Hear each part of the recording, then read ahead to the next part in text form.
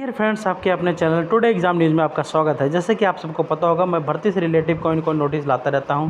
तो आज आप लोगों के लिए एक और भर्ती के एग्ज़ाम से संबंधित नोटिस लेके आया हूं। आइए देखते हैं वो कौन सी सिलेबस है, क्या है। आइए इस वीडियो में देखते हैं। तो इसको देखने के लिए मैं आपके पास एक सिलेबस दिखाने वाला हूँ। कौन सा सिलेबस है? जी हाँ, वो UPSI का सिलेबस है, उत्तर प्रदेश सब इंस्पेक्टर का सिलेबस है। आइए देखते हैं।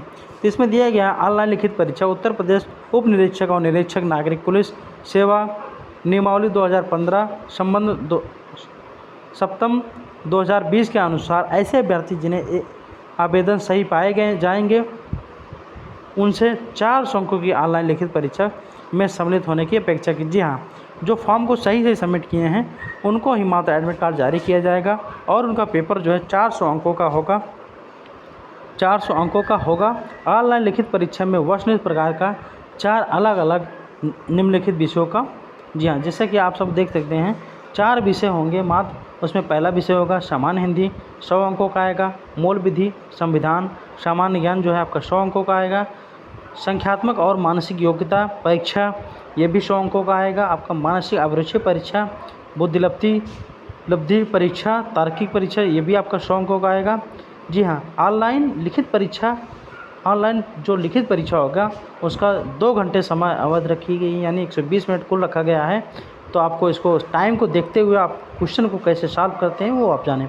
अभ्यर्थी की संख्या के अनुसार ऑनलाइन लिखित परीक्षा एक ही तिथि को एक से अधिक पालियों में अथवा एक से अधिक तिथियों में विभिन्न पालियों में आयोजित कराई। इनका कहने का तात्पर्य यह है कि अगर ज़्यादा कैंडिडेट हो जाते हैं तो वो भिन्न भिन्न डेटों में भिन्न भिन्न पालियों में एग्ज़ाम करा सकते हैं।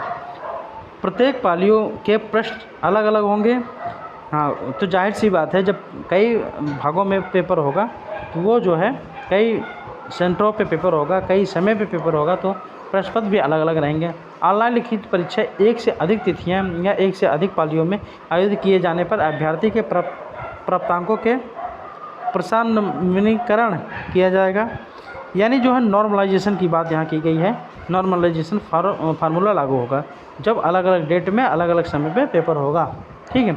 सेवा नियमावली में सप्तम संबोधन के अनुसार ऑनलाइन लिखित परीक्षा के प्रत्येक विषय में 35% अंक, कुल 50% अंक प्राप्त करने में विफल रहने वाले अभ्यर्थी भर्ती के लिए पात्र नहीं होंगे। जी हाँ, आपको प्रत्येक सब्जेक्ट यानी जो 4 सब्जेक्ट बताया गया है, 4 सब्जेक्ट आपके कौन कौन से हैं? सामान्य हिंदी है, मूलभूत संविधान है, संख्यात्मक एवं मानसिक योग्यता है, मानसिक, इसमें आपको जो है कम से कम 35% एक सब्जेक्ट में लाना पड़ेगा।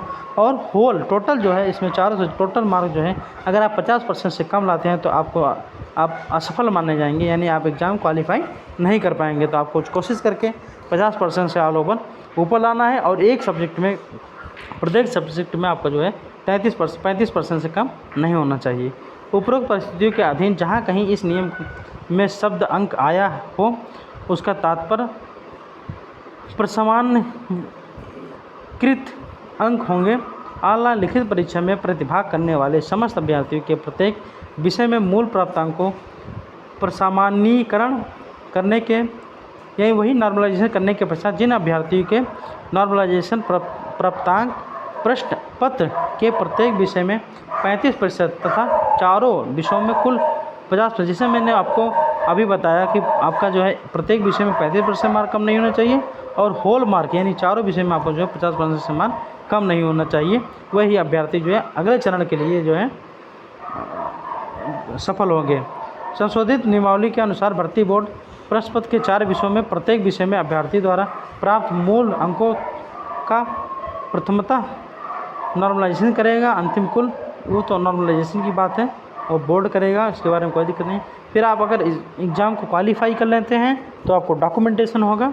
ठीक है, डॉक्यूमेंटेशन के बाद आपको, आइए और सिलेबस इसके बारे में देखते हैं कि जो है सिलेबस में क्या क्या दिया है और क्या क्या पूछेगा, कौन कौन से सब्जेक्ट रहेंगे, सब्जेक्ट में कौन कौन सा चैप्टर रहेगा।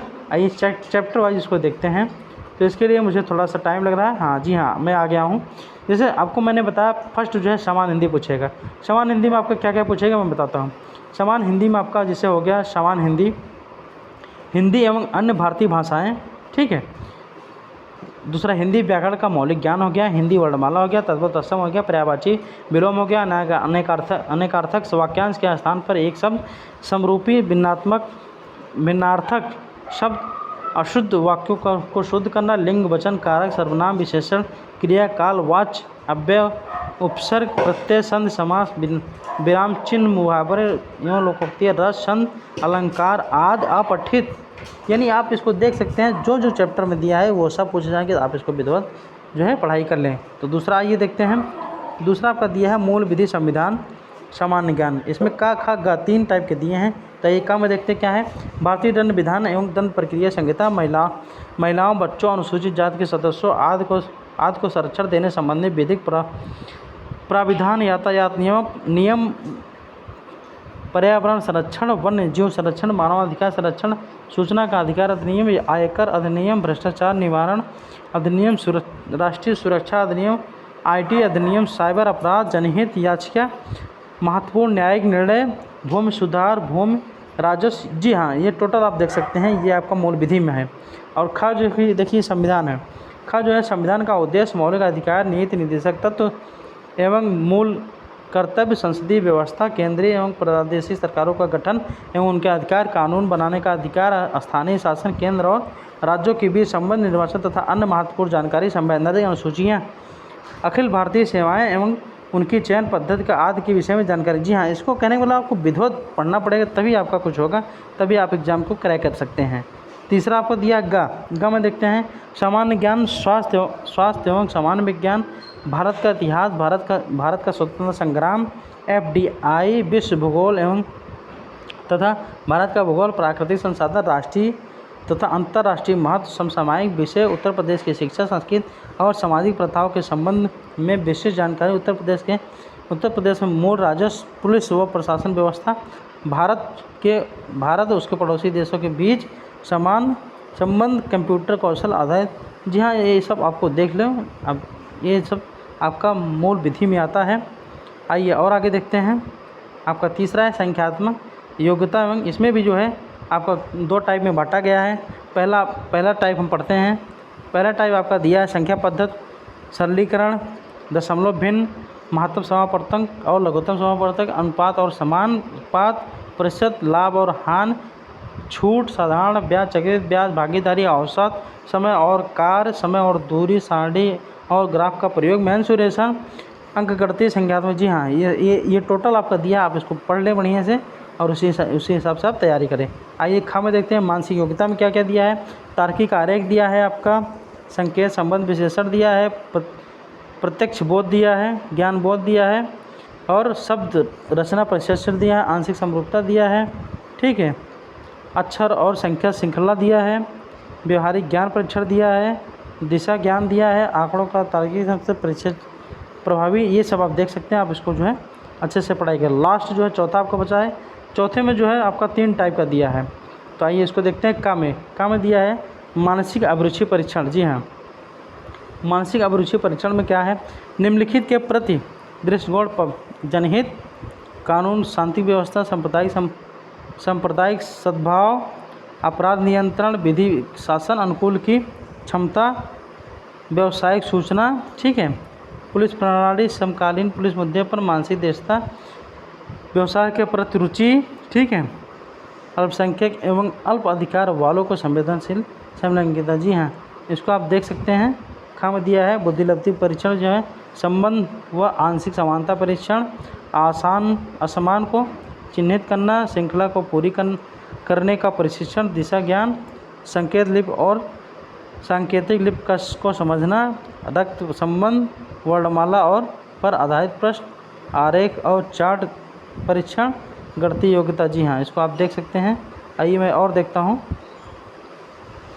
तार्किक परीक्षण में ग नंबर में दिया है समरूपता, समानता, भिन्नता, ठीक है, खाली स्थान भरना, समस्या सुलझाना, विश्लेषण, निर्णायक क्षमता, दृश्य स्मृति, विभेदन क्षमता, पर्यवेक्षण, संबंध, अवधारणा, ठीक है, अंकगणितीय तर्क, शब्द और प्रकृति वर्गीकरण, अंकगणितीय संख्या श्रृंखला, अमूर्त विचारों व प्रतीकों तथा उसके संबंध को से सामंजस्य की क्षमता। जी हाँ, तो आपका एक महत्वपूर्ण सिलेबस था जो मैंने आपको बताया है। आप इसको देखिए और अपने अनुसार तैयारी करिए। यानी कहने का मतलब ये है, ये 4 भागों में बांटा गया है। आपको प्रत्येक विषय में 35% से कम नहीं, यानी 100 अंकों का है तो आपको प्रत्येक विषय में 35 अंक से कम नहीं लाना है।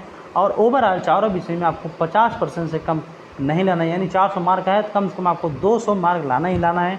अगर इससे आप कम लाते हैं तो आप जो है क्वालिफाई नहीं होंगे। यदि आपका एक विषय में 30-35 नंबर से कम है, यानी अगर आप 34 नंबर भी पा जाते हैं तब भी आप फेल माने जा सकते हैं। तो आप अपनी तैयारी को अच्छे से तैयारी करिए ताकि आप इसको जो है नेक्स्ट लेवल एग्ज़ाम के लिए क्वालिफाई हों। ठीक है, एक अच्छी जॉब होती है उत्तर प्रदेश में एसआई लगने की। आप जैसे ही लगेंगे वैसे आपको 2 स्टार प्राप्त होगा। यानी कहने का मतलब है आपके अंदर बहुत पावर रहेगी, आपके बहुत जलवे रहेंगे। तो आप यदि आप वर्दी पहन कर बाहर निकलते हैं 2 स्टार लगा के, तो आपके पास कई लोग आपको सलामी ठोकेंगे। ये रिस्पॉन्सिबिलिटी वाली जॉब होती है। तो आप इसको तैयारी करें, अच्छे से लगें, मन से लगें, इस जॉब को अचीव करें। बहुत दिनों बाद यूपी पुलिस में एसआई की वैकेंसी आई है, तो आप इस मौके को ना जाने दें। ठीक है, और मेरे चैनल को सब्सक्राइब करें, शेयर